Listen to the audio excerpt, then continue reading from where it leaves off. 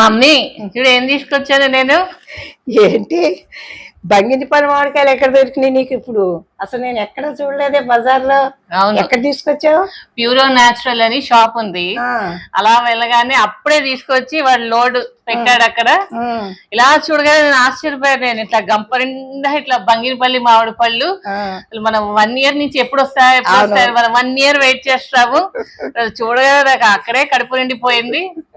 అసలు మ్యాంగో అంటే ఎలా ఉండాలో అలా ఉందన్నమాట షేపు. పసుపు మేలిమి రంగు బంగినపల్లి మామిడి పళ్ళు. నిజంగా కాస్ట్ బాగానే పేలిపోయింటుంది. కాస్ట్ లేదులే, అసలు ఇప్పుడే కదా స్టార్టింగ్, కొంచెం కాస్ట్ బాగా ఉంది.